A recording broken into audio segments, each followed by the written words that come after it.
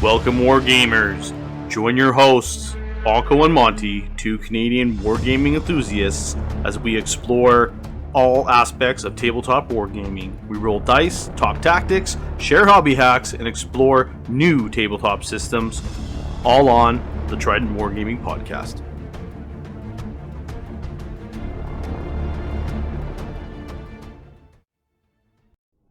Trident Wargaming. Build it, paint it, play it. Hey everybody, welcome back to Trident Wargaming. I'm Bill. I'm joined with my co-host Andy. Hey guys. Just want to reach out. This is our last episode of 2022. We're going to be jumping into a Zone Mortalis episode pretty quick here, but we just wanted to do a quick kind of just wrap up little spiel. 2022. Yeah, quite the year. Yeah, it's gone fast. I think it was beginning of the year was kind of a little bit of a downer for LVO and stuff, and then we started ramping up, I guess, on the podcast front, and game fronts, and the events, right? So a lot of stuff going on, a lot more coming up, but I guess I don't know. I guess this year was more events for ourselves personally. Yeah. Because you've run a couple events this year, Bill. Few events, oh yeah. Few, and then we've been able to travel and go to several throughout the year, which has been nice. So. True. There was some good ones. We did went to BC there for Titanicus. Yeah. Yeah, Boys of the Golden Throne, Titan Death, and then we returned for the Kipper's Melee Heresy event they were running, which was pretty good.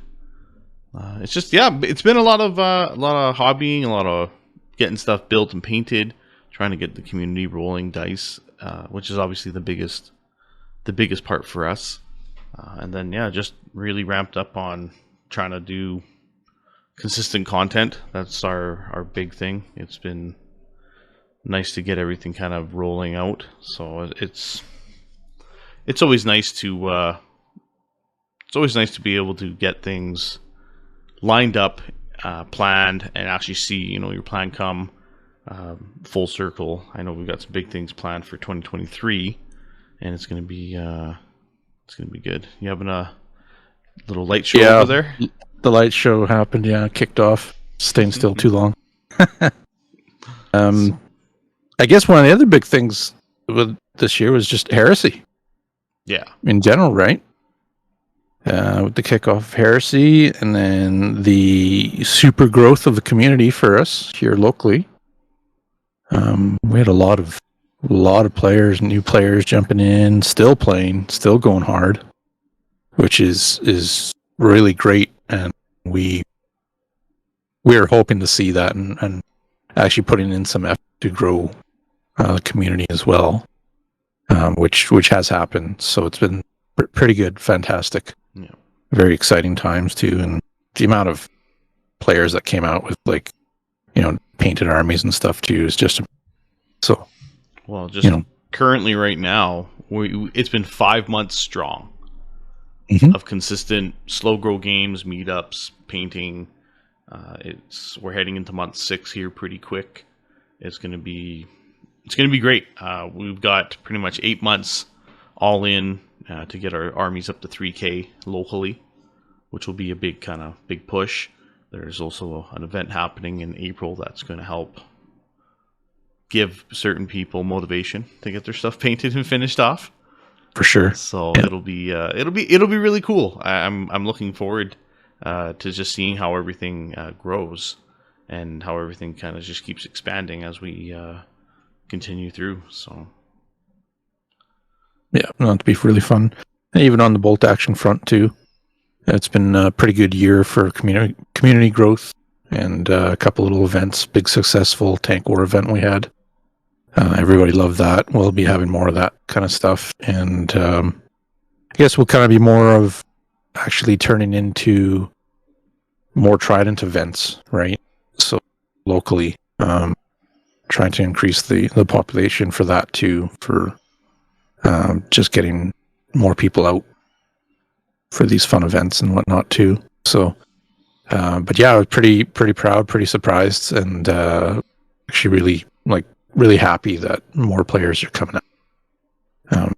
So, and then that's, leads to more experience for the podcasts, episodes, and starting to, we start dabbling into a little bit more deep dives in episodes, which will be definitely coming up in the new year. So it's been really good. I'm still quite happy with everything, and everything that we do, right? So, and then of course, a lot more engagement from the followers. Yeah, which is awesome. We love that, and we appreciate and thank you guys. So it's good to see that chatter, between people and ideas, and from anywhere from games to strategies to miniatures, painting, all that stuff. So we also kicked off kind of, even though it slowed down a little bit, we kicked off the Sprune review. So we'll definitely be doing more of that stuff. So look out for that, be it Heresy, be it Bolt Action, that kind of thing. So, and armies, as always, we have tons of projects that we still continue to work on. So that'll be good. And I think, we'll be finishing off our Heresy armies. Bill's got one last stretch here, I think, for First Fists. Yeah. Right before Vegas. Yeah, it's all LVO prep, so it's gonna Nice. be a big push, but it'll be worth it once it's done. Yeah. And then currently just kind of working on terrain and stuff for an event in February for Bolt Action. So that'll be good, just to kick things off in the new year. Yeah, absolutely. So, but otherwise, yeah, I think it's been a really successful year for us. So that's good. We've had a lot of fun. We've had a lot of laughs with tons of different guests. Yeah, that's been the best thing. I think all the guests coming on the channel throughout the year and just kind of talking about everything, learning a lot about just other people in the community and what they've been doing activity-wise and their own driving forces. To help, grow the tabletop hobby. It's been pretty legit. Just to echo what you said too about the socials have been really good. They've been going strong. We've been growing on all the different platforms, which is nice. Like it's cool to get the support, especially once we're pumping out, all the content. It's nice to see that it's actually meaningful and see you can see it all on the activity and everything. So we're hoping to kind of lock into what those stats are telling us, and we can improve everything as we continue to go. Yeah. So it'll be great. But yeah, definitely. Thank you very much for everybody, for the support. Hopefully you guys enjoyed your holidays, and we'll be talking to you all in the new year. Hey everybody, welcome back to Trident Wargaming. I'm Bill, and I'm joined with my co-host Andy. Yo. And we have a special guest on today. His name is Anton, and he is one of the main driving forces that brought us the Tactical Strike packet a few years back. How's it going, Anton? Doing well. Thanks for having me on, Bill. Oh, for sure. We're actually going to talk a little bit today about what he's been cooking up lately. This has been some Zone Mortalis supplement updates. And before I guess we get into that too much, we'll just do a quick little round table about some hobby progress. Anton, what have you been working on lately? I have a lot that I can share. It's my winter is like my hobby time. Like when it's cold and dark and sad outside, I retreat into my hobby dungeon and I don't come out until the springtime. Especially since LVO is around the corner too. So, new edition, new meta, new army. So like in the spring, I decided I needed to start something new. And so I took it on myself to like, okay, what army, what legions are like my friends not playing? And that one of those ended up being White Scars, and so I decided to pick that one and then do a spin on it. So I've been working since springtime on this like stoner rock themed Trader Scars force. So I've finished almost all my conversions, and now it's like the painting is really is in full production.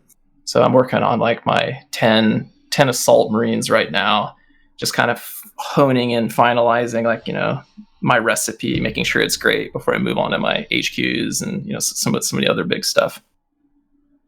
Nice. Very nice.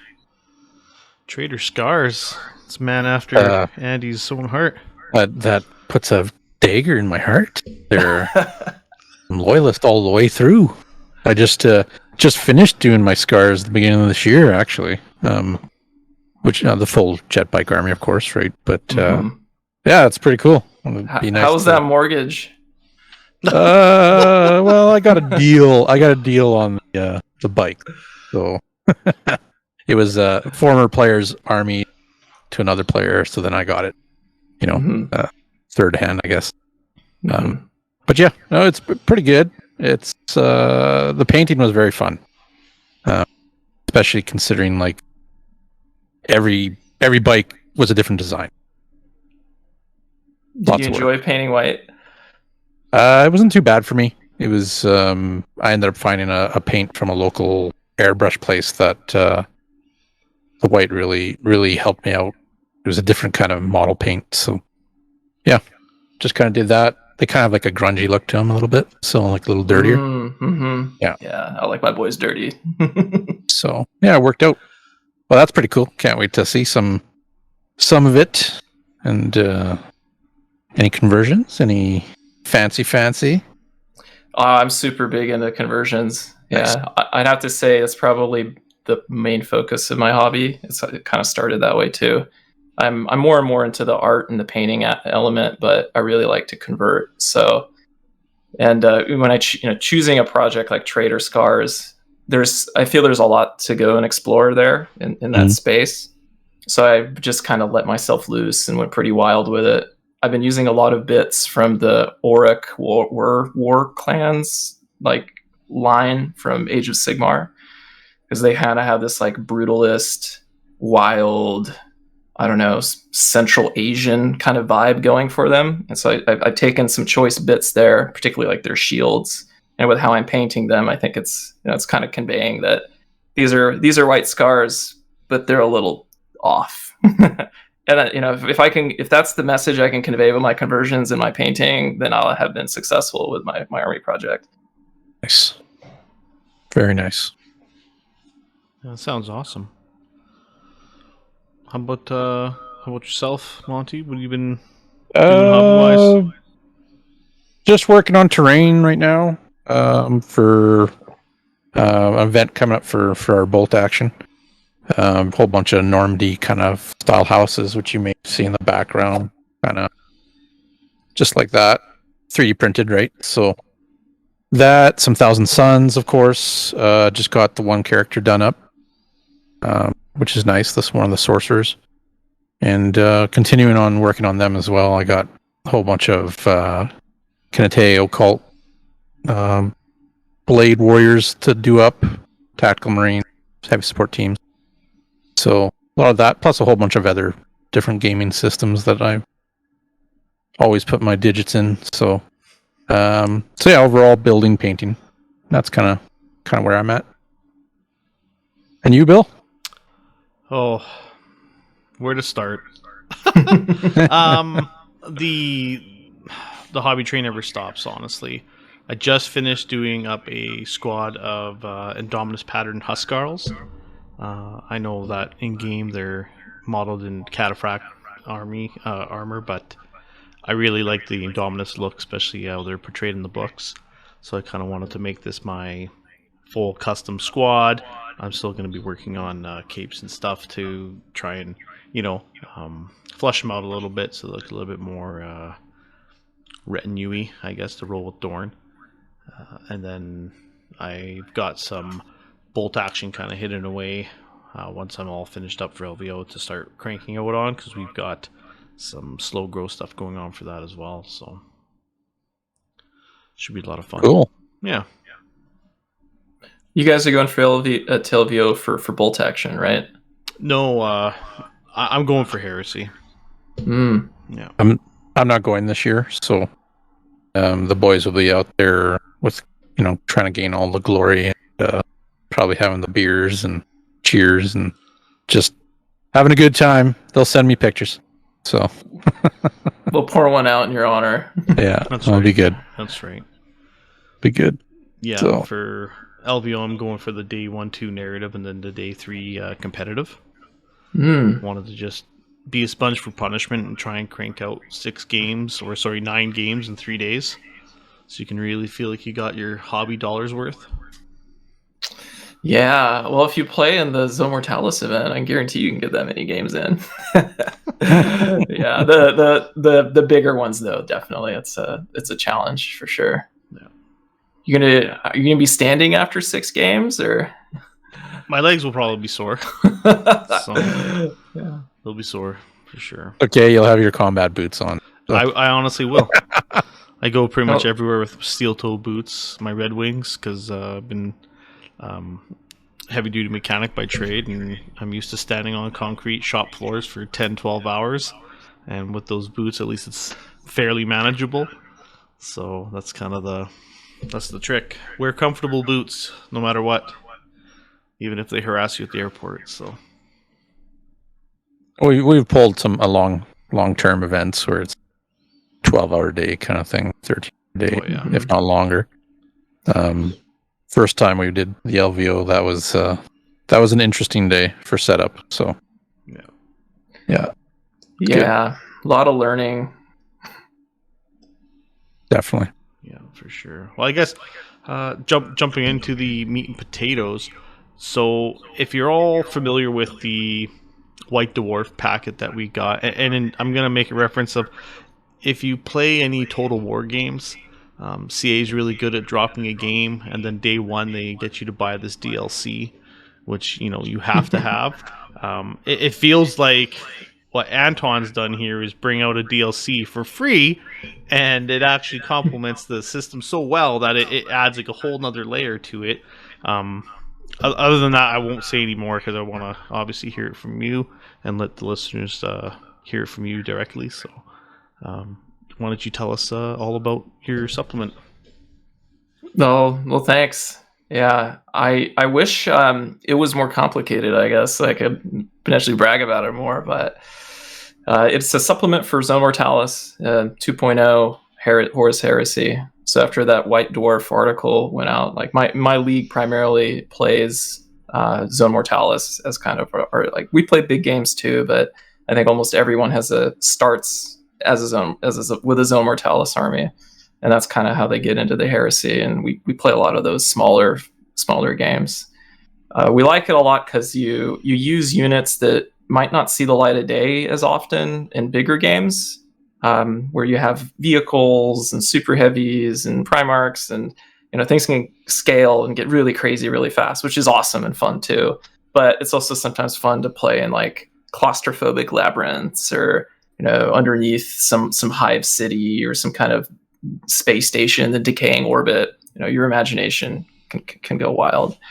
So when the 2.0 White Dwarf supplement was released, we went through it, and we had pretty high expectations given the quality of writing that we saw in the core rule book, as well as the Legion books, like the balance, and especially compared to first edition, it's really pretty tight, at least in our opinion. And we went through and we found kind of some shortcomings to what we saw in the White Dwarf supplement. Of course, it was released kind of as a play it until it even have like a statement written, play this until we have a proper booklet for you to with really expanded rules to play Zone Mortalis. But with an event coming up in January, we couldn't really wait for that. So we had to make a decision about, do we go with the rules that are written in White Dwarf, or do we make avoiding a rewrite or anything, just going through, and can we mod this to be in the flavor of the second edition, but expand it a little bit, make it scale a little bit better, bring it maybe a little bit more depth, but more critically, make sure that it's balanced for everybody. So we spent a couple weeks on that, proofreading, making sure everyone was happy with changes. We surveyed our community to see what changes people wanted to see made, and kind of had discussions with some folks who felt strongly about some things versus others, and ultimately landed on the supplement that we have out today, which anyone can download and check out and play. Absolutely. And we'll be sure to, obviously, as long as you're good with it, to have like all the links in the description, just so they can, definitely. if they want to download it, check it out.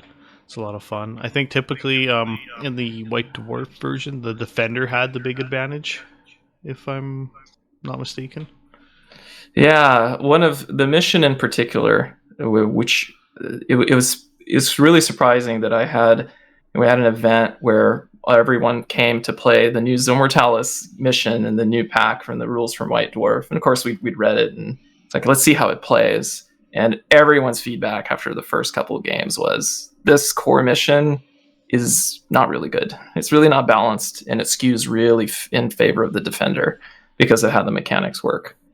So that was one of the things that we had to go and address in the supplement versus what's in the White Dwarf. I feel that. What was it? I remember A lot of interesting little rules for in the game and whatnot that really gets you that feel of you're fighting inside, like a complex or or a ship landing, or kind of corridors and this and that. So kind of going through just some of the stuff that I was reading over today again.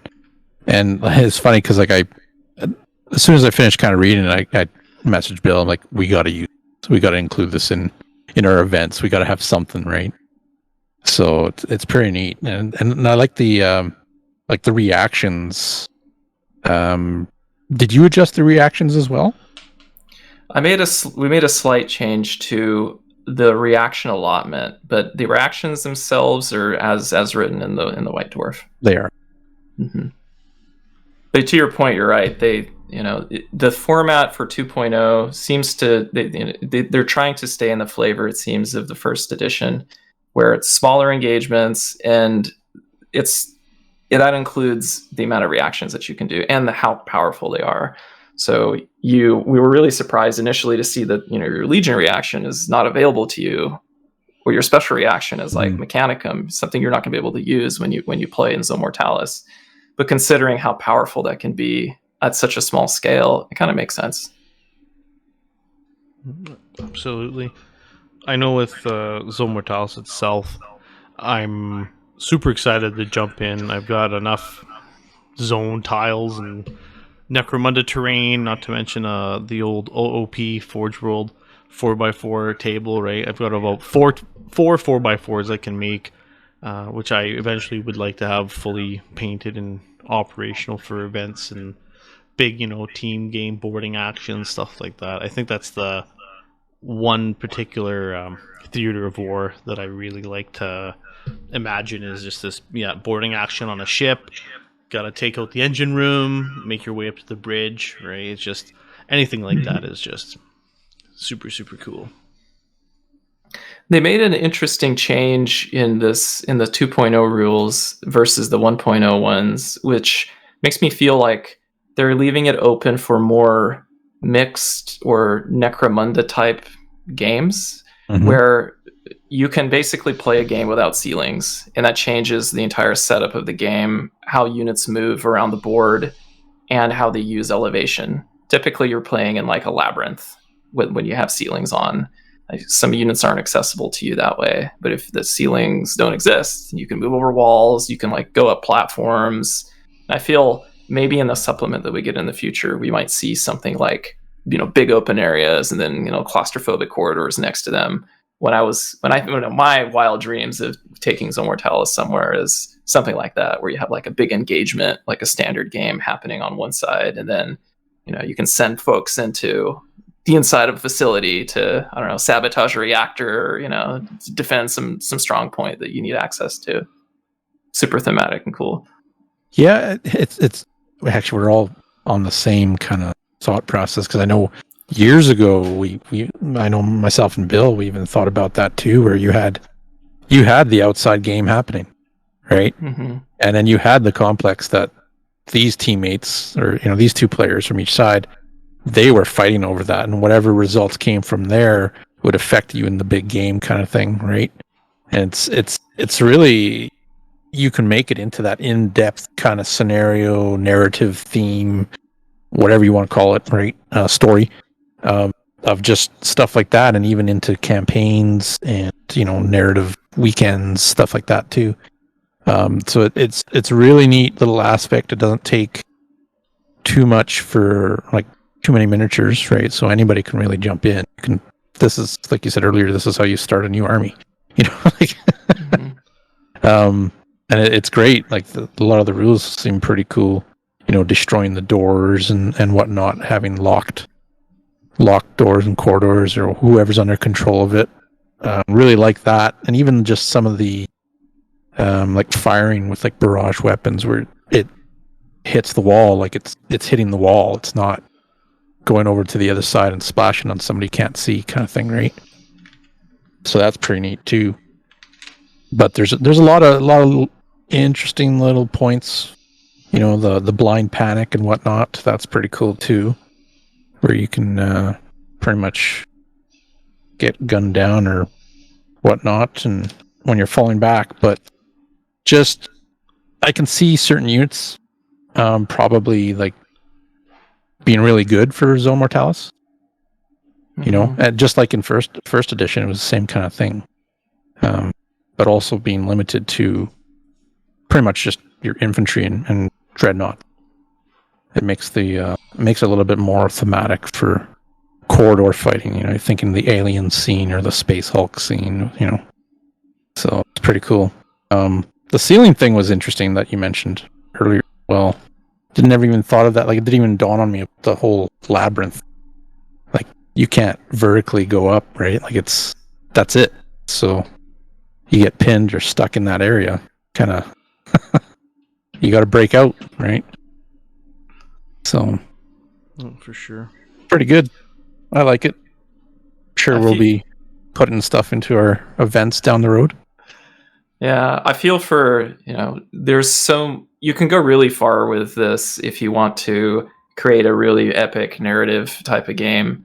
But for this rules packet was made primarily for like pickup games in an environment like the Las Vegas Open, where the event itself it's 3 days. There's terrain and tables provided for you. If you're registered, you can show up and you find an opponent and you play. You have fun. It might be between other games or other systems that you're playing, and then you go, play more, or go have a drink, come back, whatever you want to do. So sort of like a group of people that are coming and playing. And it's a little bit more ad hoc. So we wanted to make sure that the supplement could work in an environment like that. So the amount of changes that are in the rules supplement are pretty minimal. So I think one of the first ones that we decided to incorporate was, Dreadnoughts are really, really strong this edition. And Dreadnoughts are also one of the main units you could use that wasn't a vehicle in Zone Mortalis. So because of that, we made a choice to restrict the number of toughness 7 units that an army can bring to 1 for every 500 points. And depending on who you ask, some people will say maybe that's too restrictive. Other people might say that's not enough. We decided that that's probably good enough to enable people to be able to really bring a Fury of the Ancients army if they really truly wanted to. But in a 1,000-point game, that's going to be 2 dreadnoughts. So most lists will at least be able to maneuver around it. Right. So that's done in list building. 1 toughness 7 model for every 500 points. That's a change. We also removed non-standard table sizes. One of the other interesting changes to the White Dwarf supplement was to list additional, different table sizes to different point sizes. I'm really unfamiliar with 40K anymore. I was kind of a refugee from 4th edition that never went back to the game, but did as soon as the Horus Heresy released, and I could finally play the legions I always read about. It was really cool to me. So we decided to standardize it around what had previously been done, which is 4x4 tables for games up to 2,000 points, at which point you really need a bigger table to play on. I feel most players do that anyway, but we decided just to codify it in the rule set. So you're not playing on a 2x2 or a 3x3 table, 4x4 or 6x4. We talked a little about reactions. Reactions are they work a bit differently in Zone Mortalis. So from the White Dwarf supplement, you get 1 reaction allotment, and that's it. That's all you get to use. And in addition to that, the actual reactions are specific to Zone Mortalis. Can't use your Legion reaction. You can use advanced reactions from the core rulebook, so things like Interceptor, which sometimes will come into play. But really, it's these 3 unique reactions, which are kind of not as strong as the ones that you see in bigger games for the Zone Mortalis rule set. We added 1 tiny tweak to that, which was you can only do 1 reaction per phase, regardless of any other rules. So there's debate online about how many reactions, what is this using your allotment? Is it not using your allotment? We just decided to say that there'd be no argument. You get 1 and 1 only. So choose when you want to use it. And the reaction. Oh, go ahead, Andy. I was just going to say the reactions are slightly different. 3. What is it? The suppress in the movement phase, displace in the shooting phase, and then brace for assault phase. I'm not mistaken. Mm-hmm. Yep. They're slightly. It's when I was reading it, I was like, that sounds a little different than the usual that you're normal. You're used to in a sense. Mm-hmm. Because you're doing in the movement phase, you're suppressing, so it's kind of almost almost like an Overwatch in a sense. Guys coming in and they're within that range, and you're snap shooting at them, right? Mm-hmm. It gives me that vibe of troopers running through the corridors, and they're trying to get through this open gap, and the enemy is just trying to gun them down as they're going through this gap, kind of thing. That kind of thing. The shooting one, the displace, where you're allowed to move so many inches, unmodified initiative, I believe. And it's neat because they're ducking in the cover, they're trying to get out of the way, incoming shots, kind of stuff like that. And then the assault phase, brace, which is pretty much, you fail, you're falling back, and otherwise you're auto passing your morale checks, I believe, if you lose combat. So that's an interesting one there. So both ways it can work. Well, one way it can work for you, the other one maybe not so much, but it could get you just out of that range. I feel like brace is hold the line, or what hold the line is intended to be. Because right now, since the FAQ dropped, if you fail, you're running, and your unit's just breaking. And whereas at least with brace, reacting unit must make a morale check. If the check has failed, you immediately fall back 1d6 and you auto regroup, which is awesome. Makes sense, right? And then if the check is successful, reacting unit automatically passes any morale checks as a result of losing an assault. That already sounds better than hold the line. I wish it could be swapped out for real. It's a little less strong too, since you're not punishing an assaulting unit by taking away some of its benefits that it gets for successfully assaulting that you get with brace. It's a little less, assault armies, I think, definitely have always had a place in Zone Mortalis, and that continues to be the case in 2.0. The shooting one's pretty neat too.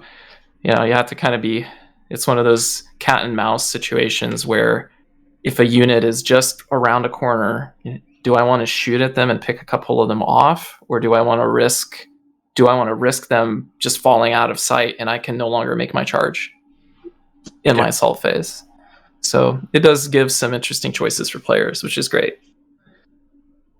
Yeah, it gives them that extra move too. Like if you plan it out in a way where you're gonna react with that reaction and pull off getting that extra distance to get where you want to get, but yet being put into cover or blocking that line of sight.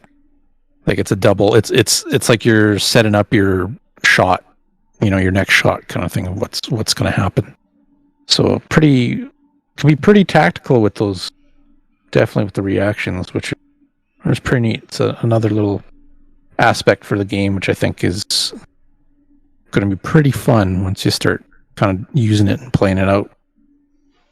So the only thing I noticed in this pack, and I can't remember if it was standard or not, but with the doors being armor value 10, I always thought they were 12. If I'm mistaken, let me know, from the first edition. They were 12, yeah, first edition. Doors have been a contested thing in our league. Some people really like doors. Other people they want the open corridors for various reasons. So for this particular supplement, we moved door placement to the game setup phase. So you and your opponent can have a conversation about whether or not you want to use doors or not. And if you want to use them, then you can follow the standard placement rules. The way that they're presented in the White Dwarf article is basically, okay, you're going to use doors, roll off and then place a bunch of doors. We decided to have a conversation first, and you can move forward with that. Same with ceilings. One of the surprising things that we found was, officially, at least when you're playing that scenario that's in the book, you just roll to see if ceilings are part of your game or not. That's like, maybe for less balanced gameplay, that's fine if you want to go that way. But because of how different the game plays, depending on whether or not you have ceilings or not, we also took that as a change in the supplement. We put it in the setup phase. So you and your opponent, before you make your armies, before you agree to play, you can have a conversation about it. You're gonna play with ceilings or not? And that's gonna change the table. That's gonna play what kind of change the kind of units you want to bring. Really is going to be different. And I mean, thematically, you probably are, the force that you're sending down into the depth of the hive is going to probably be a little bit different than the force that you're sending to fight on the surface of like a warship that's in space. At least that's the way that we think about it. Well, it makes sense, totally. It's the one style of game that always screams breachers to me. It feels very iconic, throwing in just big squads of breachers, busting through into the enemy complex or ship or insert area you're fighting here. It's nice to see the different units also get showcased in them, because you can get some repetitive choices, whereas Zone, I definitely like the options available. Yeah, another change that we made versus the basic rules in the White Dwarf is something to do with access points. So the way it's kind of laid out right now, it's possible for you or your opponent to choose a part of basically your board edge or where your units come in from, and not have, and basically that be into a dead corridor. Because of how the labyrinth sometimes is set up, that can be not a fun experience to have. Having your access point be put somewhere where your unit just appears on the table and they're stuck in like a dead end and they can't play anymore. So we made a slight change that all access points have to be accessible from all other access points. So in practice, that just means that people are going to be putting them down on the table where they can be accessed by any other player. So it should avoid those little edge cases with people playing against each other. One other one that was kind of surprising to us was guided fire. The way that the rules are presented, if a unit ignores intervening terrain and they're using Zone Mortalis, you can basically snipe units across the table, which really is kind of against the spirit of playing in a claustrophobic confine of some facility. Your heat-seeking missiles are just going to hit the ceiling or smash into a bulkhead or something. So we changed the guided fire. We added an addendum to guided fire that says they just shoot like normal. You cannot make a shooting attack that ignores line of sight rules. There are only a few weapons in the game that are affected, but for the Ultramarine players out there with full Mortalis, you're not gonna be able to bring your 5 guys and just shoot around corners and make people really sad. You're still gonna make them really sad with your Terminators, just a little less sad. Yeah, no doubt. That's probably that's a good change. I mean, I don't know how I'd feel about that going into my first game and somebody pulling that on me, and you can't even see them, and you're fighting in this complex. Like. Did I mention I purposely deployed in a dead-end corridor? So you can't actually come and get me. I'm just going to fire at you all game, right? It's just, there you go. Yeah. So, these are, as you bring them up, it's funny, but, you read through the rules of when it was presented in the White Dwarf, you start to see these little edge cases, and, play the game enough times, or with, strangers or people who may not be on the same wavelength as you, you're going to experience those sorts of edge cases. Yeah. It's nice when, well, maybe not nice, but you can read those and particular players come to your mind. You're like, yeah, I don't want that to be a thing. Let's see, what else? What is it? Deep strikings with ceilings and stuff. Is that the normal ruling that they put in, or is that? Oh, a big change from the first edition to the second one. One definitely we're talking about. Deep Strike used to be an option for you in Zone Mortalis, and it was really risky compared to before, but it was also really powerful because there is no straight line in Zone Mortalis typically, unless you make what's big death corridor, which sometimes happens and is fun. But so distances are long. To get somewhere quickly, Deep Strike or Outflank is a good way to go about it. In the second edition, Deep Strike is no longer allowed if you have a ceiling, which is kind of a bummer. There's a number of tactics and units that were viable in first edition that you can no longer use in second edition. And I feel for those players losing the ability to, run something or take an army that they were able to play before, and they have to make changes to it. So avoiding a rewrite, we just stuck with what was presented. I think a nuance there is the kind of units that were allowed to deep strike in first edition were specifically called out for, and sometimes you even had to pay points for them. It's like the Mechanicum Thalax unit could pay a number of points to be able to be deep struck into Zone Mortalis. Since those options are also gone from the army lists, it's kind of difficult to say which unit can, which unit can't. So it's a decision that the design team went with, and we rolled with it too. We did make one change though for games without ceilings, where you are allowed to use Deep Strike. In those situations, we made one change, and that's basically defaulting to the clover leaf deployment from Deep Strike of first edition. So one of the other big differences, first and second. In second edition, you can deploy within unit coherency, basically. So a unit of 15 units could really snake through like multiple parts of your complex. And again, that's sort of against the spirit of how you're playing inside of a Zone Mortalis situation, where it should be a little bit more risky also to teleport down. You need the space. If you go on a wall, you go back in reserves kind of situation. So we're defaulting to the first edition type rules, where you put down your first model and you have to make concentric circles around it. They can't fit, they can't deploy. There is no rule for mishaps anymore, so they just go back in reserve. It's less risky than before, but you're gonna have to walk them on the table after that. So it's just there is a risk still. Yeah, it can dictate if you decide to take that bulky unit, right? Mm-hmm. Like if you're taking a 10-man squad of Terminators as an example, right? Mm-hmm. I mean, I doubt you're going to fit them in that corridor. You need that big open, flight bay or something to drop them in, right? Mm-hmm. So that's another aspect of it where it will dictate where those type of units are going to come down and restrict, of course, areas. But if you got that little 5-man Marine team that can deep strike, different story, right? Mm-hmm. Which is pretty cool. It's pretty neat.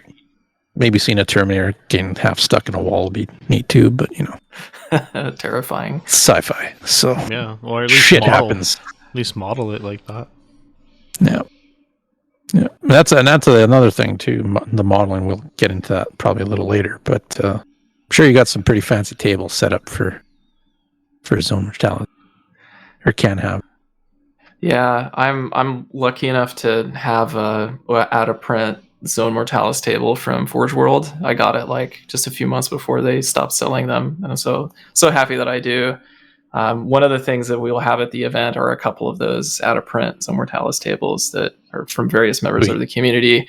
We're convoying down there with pickup trucks to set them all up, have all the terrain available for folks, and for those that aren't able to play on one of those cool, very thematic pieces of terrain, we're using those Necromunda tiles that were like Bad Zone Delta 7 or something.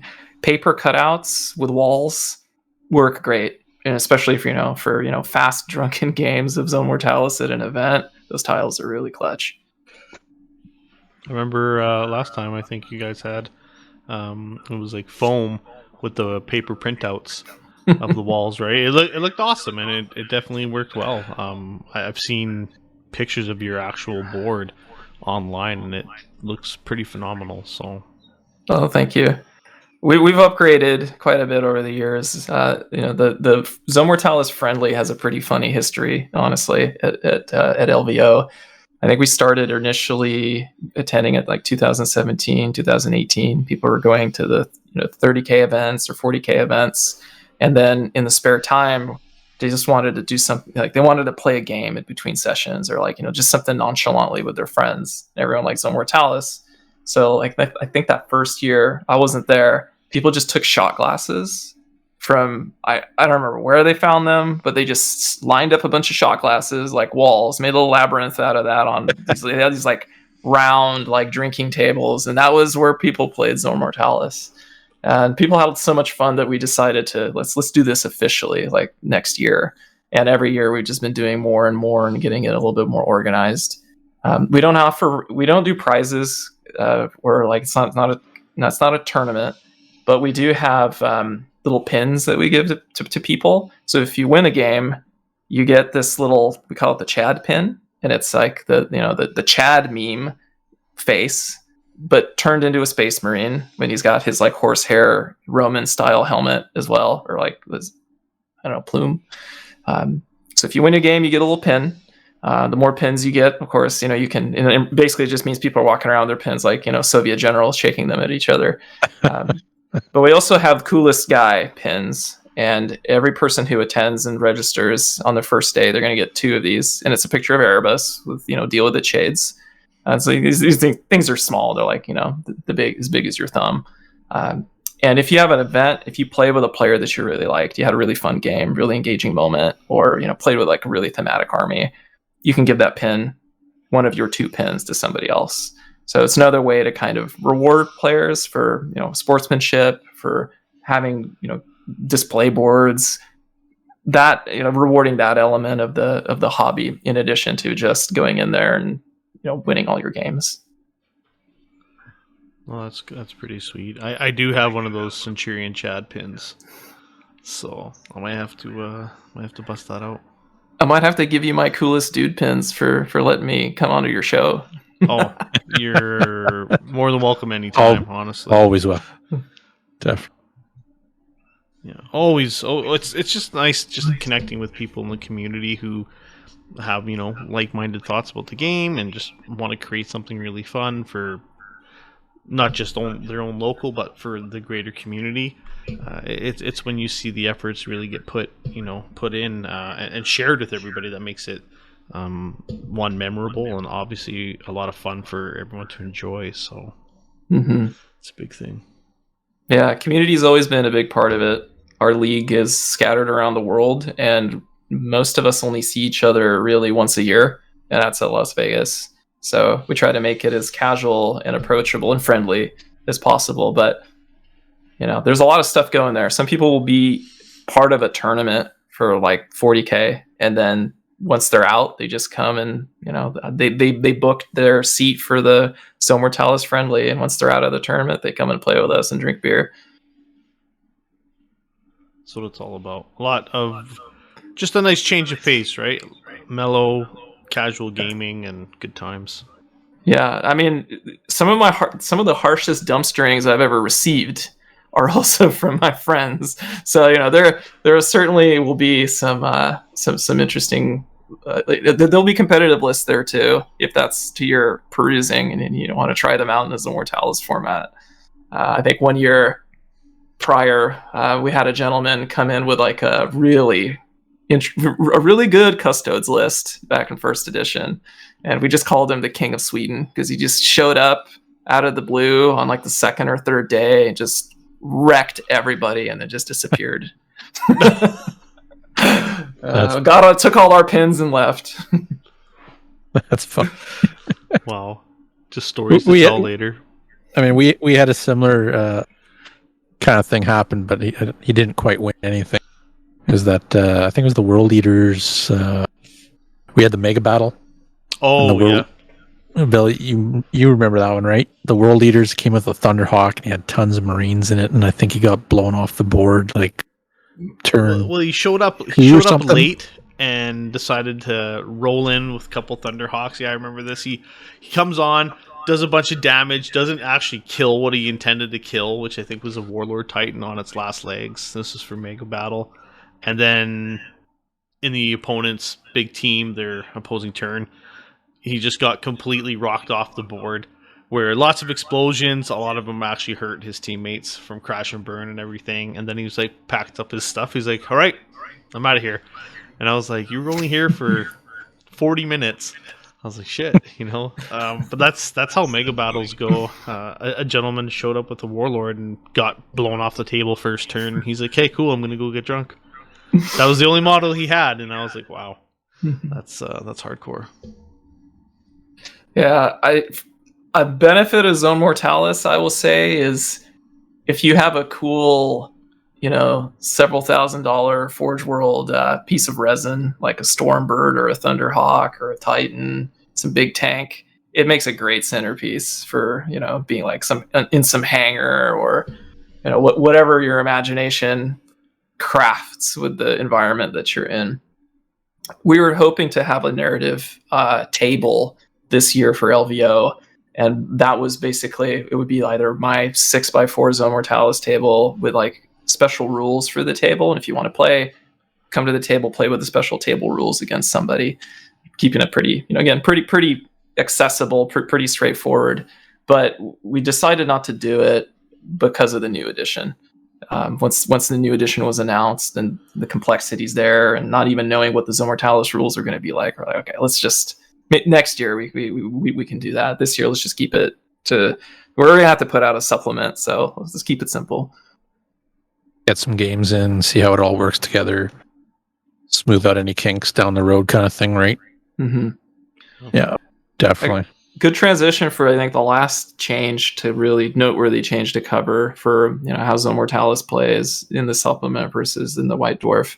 That mission that we talked about, instead of house ruling it to work differently, and I've seen a number of different house rules and attempts at rebalancing it that are really great. We decided just to go with the basic rulebook missions. So just take what's already been created by the design team. That's we assume has been play tested, and now a lot of people have played it and found them probably pretty balanced, and just scale them down and allow people to play those in Zone Mortalis, and they work totally fine. That's frankly what we did in the previous edition as well. So all those rules are in there, and only one tweak had to be made, and that was with night fighting. Typically, night fighting is not part of the Zone Mortalis. At least it was not part of the Zone Mortalis mission that was presented.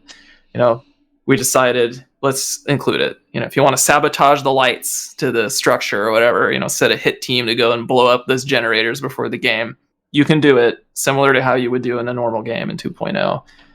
The only change is it's a 4-up and not a 2-up. So you got a 50-50 shot. Which is cool.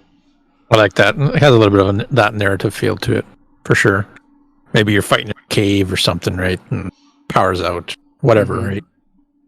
The ship is taken a broadside of macro cannons and knocked out the engines or, power circulators or whatever you want to call it, right? Like, there's so much that you can, do with it and say and give that little bit of a story background to the situation. which is awesome. That's kind of what's getting me excited a little bit about this. Is just the gears are starting to spin on what you can do down the road, and see what other people do too. So pretty awesome, I gotta say. I got hyped after reading it all. I was like, literally told Bill, we got to do this. Let's do this. So pretty cool. Absolutely. Yeah. It is a fun style to play. Yeah. No, for sure. Yeah, there really is a lot I would love to be able to do with it. I work in the games business, so sit me down and tell me create a crazy narrative scenario and balance it out, and that's just I love that kind of thing to do. But for this LVO new edition, everything just kind of shaking itself out. We're gonna keep it fun and approachable, and then from there we'll get crazy and do all those interesting things. I've seen so many cool, just in first edition even, people are doing some crazy things with Zone Mortalis, like pieces of space stations, like ripping themselves apart, like losing tiles, sabotaging players on other tables, or having a big battle that everyone's playing, like a mega battle, and then a piece of the Zone Mortalis lands on it and just wipes out a Titan.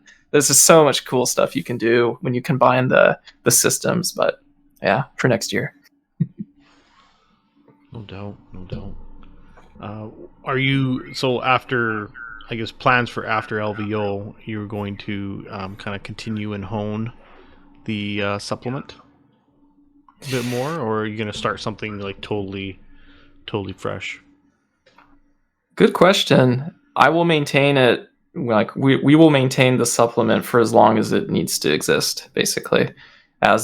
Since not everyone has the White Dwarf, there are no Zone Mortalis rules for 2.0 besides this, like officially for free, accessible to everybody, as balanced as we can make it without removing the spirit of the game. We'll maintain them, and hopefully we get a proper release from Forge World or from Games Workshop that has even more expanded rules, and then it might not need to exist. But while it's needed, it'll be there, and maybe down the road, I think in time we'll also pick up Tactical Strike again, which our league spent quite a long time developing really and honing in first edition, but it's a new edition, so we're not undertaking such a big project right now. Yeah. Well, especially when everything's still somewhat in flux, like with all the new releases that keep coming out, there's still obviously factions and books yet to be released, but it just it seems like the whole game's so fresh and so new that it'll take time to see how everything shakes out and where it's actually going to go, because I know locally we're talking about not so much the meta, right, but just the way lists are always changing Evolving. And developing. Yeah, they're just all over the place, and one guy, I'm that guy, I bring a bunch of Proteus land speeders with grab guns to deal with dreads. Oh, okay, dreads go down. Oh, more veterans. Oh, more recon. It's constant flux, and it's really cool to watch how the game's developing as we go. So I have high hopes for 2023 in terms of 2.0 releases. I think it's going to be definitely a big year for Heresy. So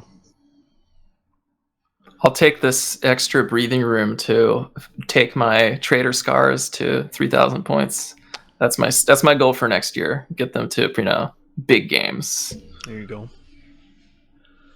Yeah, I think this year, well, the rest of this year, and then of course next year, continue to work on the 1,000 Suns. So that's kind of the passion project right now as well. A lot of converting for getting that Egyptian look. So it's nice to see like the community and the close group of players and friends that are playing Heresy. Everybody started something new, right? And even with our slow grow that we've been doing, which has been very successful, a lot of new players coming in. So even just having this podcast talking about Zone Mortalis is going to intrigue more people in the community, and also can bring in other players into the community because it's a smaller version, right? So it'd be great to even do that, to intro people into the game and say, hey, this is kind of Heresy, This is part of Heresy. Mm-hmm. And of course, like Bill said, with all the kits coming out, and obviously, I mean, we all know that there's going to be more coming out in plastic, which is perfect. It's just easier and accessible to a lot of players, and even seeing a lot of 40k players, bridging over onto the 30k scene, as we've even seen here locally. There's a lot of players who just kind of jump shipped, or they play both systems, which is pretty cool. More players for Heresy, the better. Different type of players, of course, which is great, because you have just an influx of every type of player coming in, right? So it's great to see. It's great to have these options like Zone Mortalis, which is very, very exciting and good to see. So yeah, well, if any of your listeners are interested in attending the Las Vegas Zone Mortalis Friendly, we still have some slots. We have up to 30 people can register, and I think we have a couple left. So, nice. I mean, I don't know, future person listening to this, they may not be available, but at least as of today, December the 19th, they are still a couple slots left. Awesome. And we'll make sure to put the links in the description as well, so you can click right on it and grab your tickets if they're still available. You get to roll some dice with Anton and company, and hopefully you earn yourself a Chad pin. Yeah, it's gonna be good to see you there too, Bill. Oh, absolutely. It's been a bit.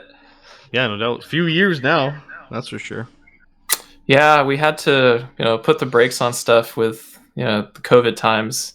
That's probably the most difficult thing about being an organizer for an event, when you have a bunch of your friends that are attending and everyone commits to something a year on out, but life gets in the way, and then during COVID especially, people don't want to make the risk, etc. So we had so many people drop out last minute over the last couple of years that we didn't. 2021 was not a good year for Las Vegas Open. No, even 2022 wasn't a good year for me. COVID did me dirty a few days before we ended up flying. You had to go for your PCR and whatnot, and I was sick, but I had no symptoms, and they're like, no man, you're full positive, you can't go. And I was like, what? And then 2 days later it finally hit me hard, and that was the day we were ready to fly out. It was sad times having to miss it. So Bill, I got a question for you. Sure. If you were going to run a Zone Mortalis force, what would you run? 1,200 points or so. 1,250. That's over. One mandatory troops choice. I would. Monte, I'm going to ask you the same thing, so you think about it too. Yeah, you get some more breathing room time to think about it. Right now, I'm really digging my Imperial fists, so I'd probably run those. I'd go with probably just a 15-man squad of tactical Marines. I do find them quite nice, and I'd be backing them up with probably Cataphract Terminators and maybe a heavy support squad with the Iliasis Assault Cannons. Mm-hmm. They're a lot of fun. They can throw out a lot of dice. Maybe not a full 10-man squad. That might get a little bit crazy in the confines of Zone. But I'd really like to take those Recon Marines as well. I think are a lot of fun. I don't know. Zone might actually have a really, really nice place for veterans. That weapon skill 5 and 2 wounds would probably be an asset. Yeah, Pride of the Legion really has a spot in Zone Mortalis. Like before, it was Zone Mortalis Assault Force in first edition, but you can pretty much do the same or similar with that. I also see that you're a man of culture with the Iliasis Assault Squad. Yeah, those are definitely a favorite. They're spicy in the format. They are spicy. When you can wheel that squad around a corner and just open up all hell, at the enemy, it's pretty sweet. Recons with shotguns too. When I played militia was one of my armies that I played. My first LVO, I took a militia army, and my favorite unit were like just a scout squad with shotguns, and then that demo pack. I'm sad that it doesn't exist right now. Maybe it will come back, but it worked maybe 1/3 of the time. But that 1/3 of the time that it would do, like my opponents were just so tense. When are they going to come on the table, and where is that large blast AP2 strength 8 demolisher shot going to hit? Awesome. Monty, how about you? If you were going to make a Zone Mortalis force, if I was sticking to the Thousand Suns, yeah. I'd probably stick with tactical marines with bayonets. Mm-hmm.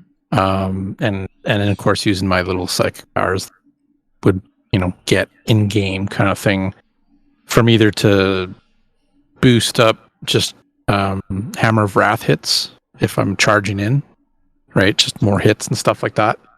But I'd probably also maybe take like a small tactical like support squad with a weapon of sorts, maybe the plasmas, maybe meltas. Maybe even change the plasmas over to my specific ones that I get. And then like elites, really Sekhmet Terminators. They got a psychic power. They can cast to prevent you from reacting, stuff like that. Plus their weapon skill 5, and they're Terminators. They're beefy. They got they got stats. But the Kanate occult squad as well. They're just massed attacks in close combat with a higher weapon skill. Again, psychic powers. And of course the other side of the psychic powers is I'll probably end up blowing some heads up as I'm doing it, like I always do. So I think it would be fun. It'd be more of an elite, maybe a bit smaller, just because everything's a little bit pricier for me. But I think it'd be pretty neat to see it kind of running through the corridors and stuff. And that's kind of one thing too, is like even the psychic powers that allow you to ignore terrain, ignore difficult, dangerous terrain kind of thing could essentially work for you in that too. Besides doors, I don't think they're going to phase shifting through doors anyways, but someone might argue that, in that case.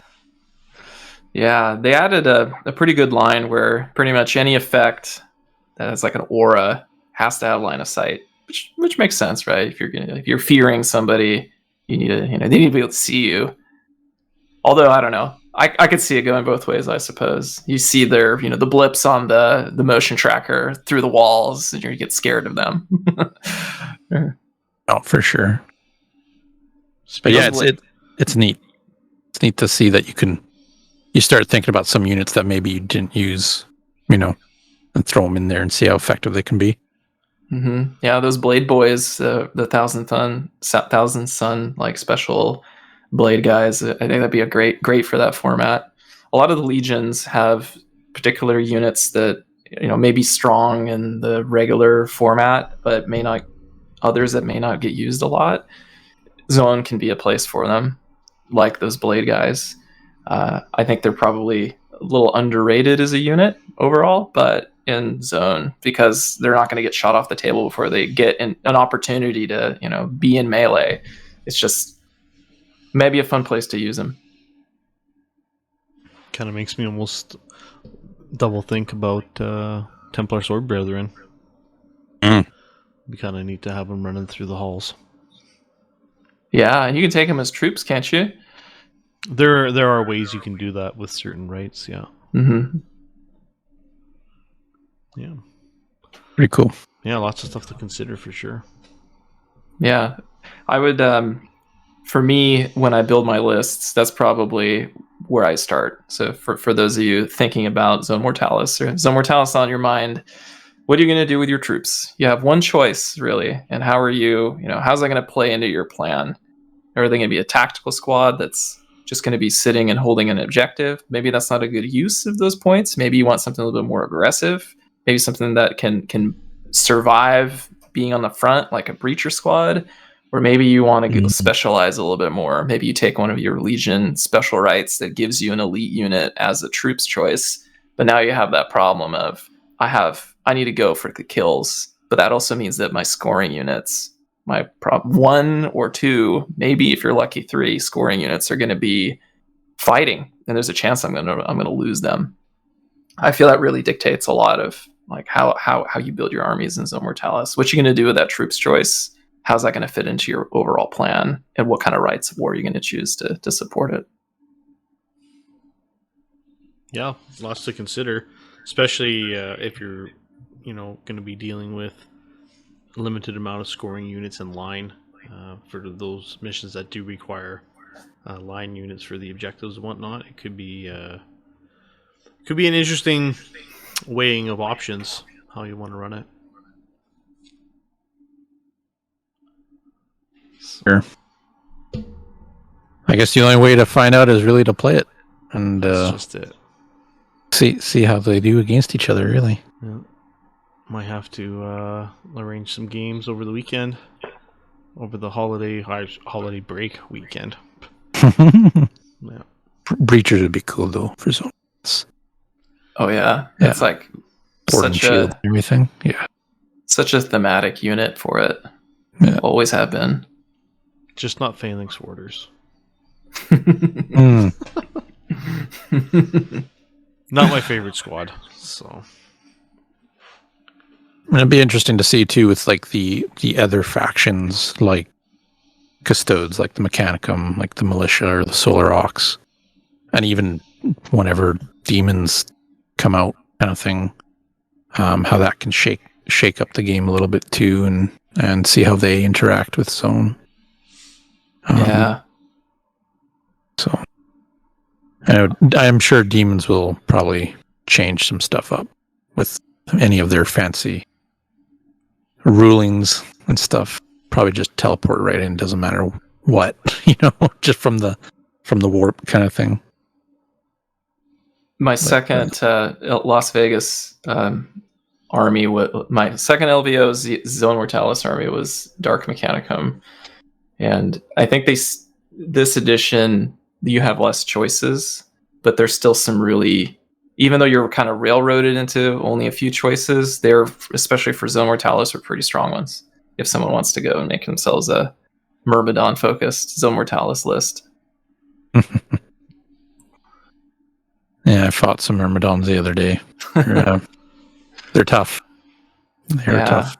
Those AP3 Torrent, Fleshbane, radiation engines in a claustrophobic environment is pretty gnarly. No doubt. Yeah, I felt the wrath of those, I'll tell you that. First time playing against them, I was like, "Ooh, okay, stay away." That was good. Very nice. Well, I guess that's not a bad spot, I guess, to kind of end and let people kind of digest. And hopefully, if you're listening, you're clicking on the link for that supplement, and you've been following along, or you're gonna check it out after the listen and play with your friends and see what you think about it. I'm sure you'll have some interesting games with that supplement pack itself.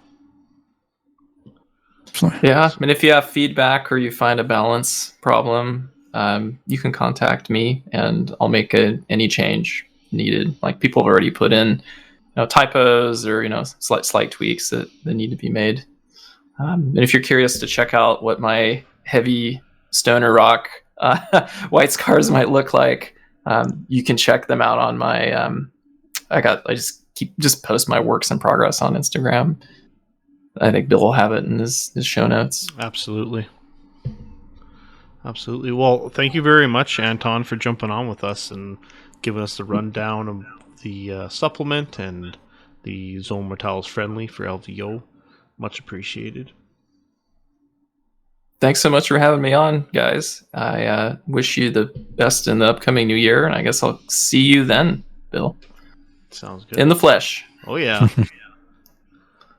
Awesome. And thank you, everyone, for tuning in and listening. And yeah, definitely let us know in the comments. Let us know some feedback. We can pass it to Anton, or reach out on his socials that we'll have in the description, and let him know what you think. Catch you guys later. Yep.